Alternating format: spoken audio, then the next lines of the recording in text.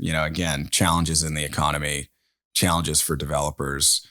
We're seeing a tremendous amount of receivership deals, opportunities at Colliers. And, these aren't necessarily easy deals either, right? Because it's typically when you're going through the receivership process, you have the lender who's just trying to keep it anonymous, but describe the whole process to me. Yeah, well, this might be more Go ahead. Your category. Describe the whole process to me.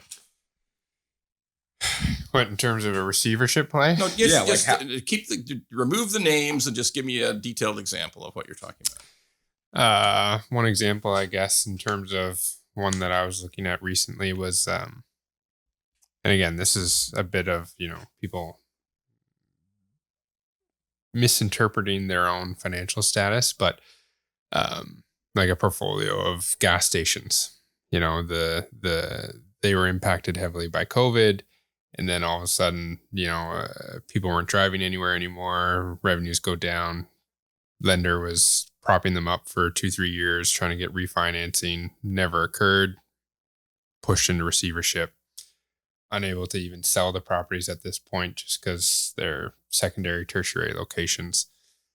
And then what happened? That sounds like a disaster to me. Like a complete disaster. All right. Yeah. So like a person has to file for bankruptcy, and then the receiver, whether it's like KSV or Deloitte or PwC, whoever it is, takes over, and they're responsible for returning funds as much as possible to the lender. And what I've been seeing in the market is that there's not enough money for them, because typically, like in the past, you could at least be made whole, right? In 2020, you could be made whole.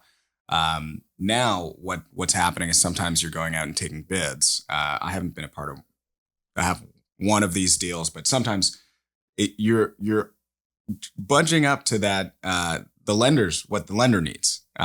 So like, forget paying back the guy who actually owns the property. Unfortunately, the market has changed so drastically, particularly in the case of land, where the lender can't even be paid out. And a lot of brokers are excited about receivership deals because they go, well, there's a light at the end of the tunnel. It's going to go through. The guy just has his value and he needs to hit it, and that's it. But if the value's not there, the lender has to take a haircut.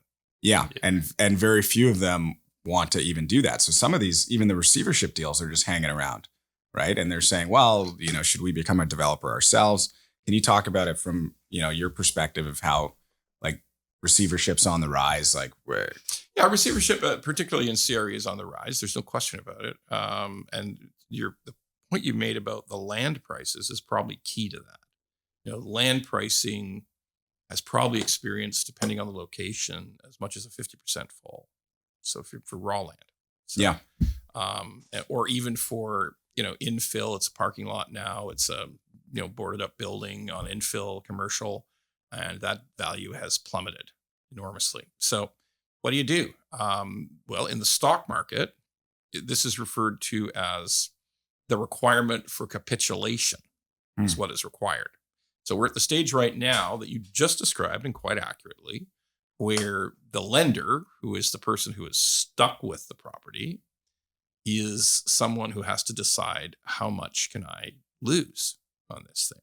And their initial belief, and this is the stage we're going through right now, their initial belief is, I need to recover all the capital. I can tell my investors that they're not going to get interest on this thing, but I got to recover their capital or they're never going to use me again. I'm going to lose all my investors. It's going to be a disaster. There might be litigation. So they push to get the capital back. They say, I can't go below this price because that's my return of my capital. So then you have to wait. You have to wait.